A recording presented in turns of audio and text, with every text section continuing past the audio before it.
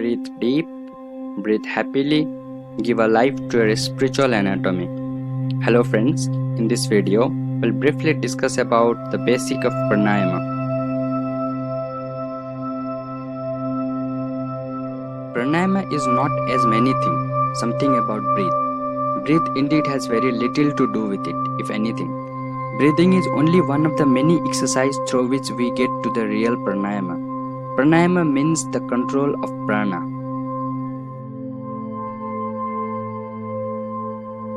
According to the ancient yogis and philosophers, the whole universe is composed of two material, one of which they call akasa. It is omnipresent, all-penetrating existence. Everything that has form, everything that is a result of compound is evolved out of this akasa. Akasa manifests into this universe by the power of prana. Just as akasa is the infinite omnipresent material of this universe, so is the prana, the infinite omnipresent manifesting power of this universe. The knowledge and control of this prana is really what is meant by pranayama.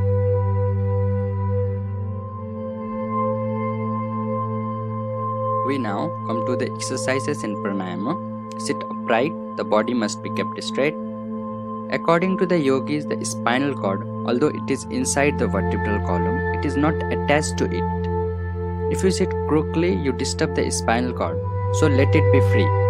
Anytime that you sit crookedly and try to meditate, you are doing yourself an injury. The three parts of the body must be always held straight, the chest, the neck and the head in one line.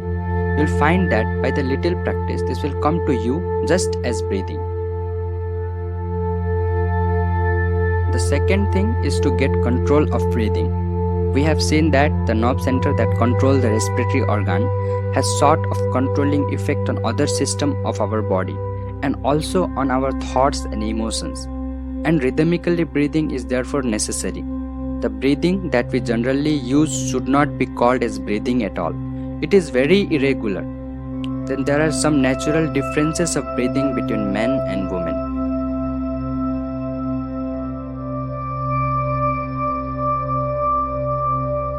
The first practice is just to breathe in a measured way, in and out.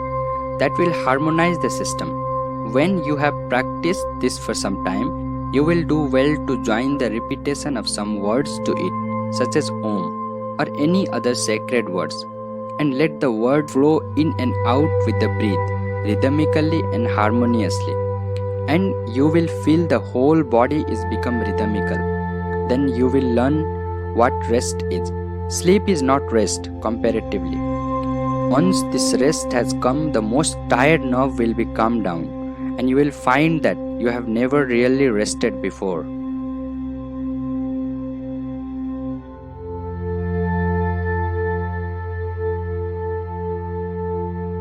After practicing this first breathing for few days, you take up the higher one. Slowly fill the lungs with the breath through the Ida, the left nostril, and at the same time concentrate the mind on breath. It goes to your lungs and converted to the nerve current.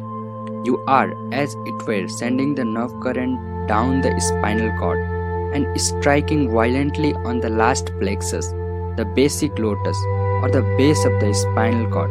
Then hold the current there for some time. Imagine that you are slowly drawing that nerve current with the breath through the other side. Then slowly throw it out through the right nostril. Here it is well to begin with 4 seconds and slowly increase. Draw in 4 seconds, hold in 16 seconds and throw out in 8 seconds. This makes one pranayama. At the same time, concentrate the mind on breath.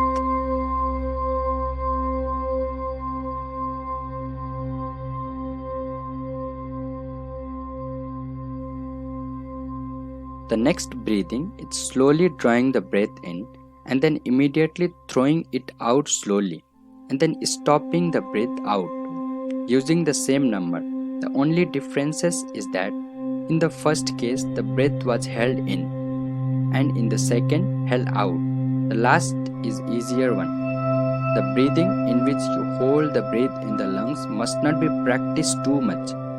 Do it only 4 times in the morning and 4 times in the evening.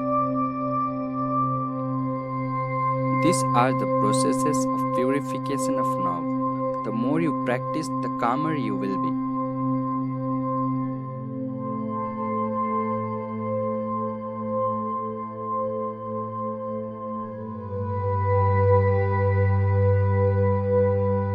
Don't forget to subscribe to our channel to get the latest videos like this.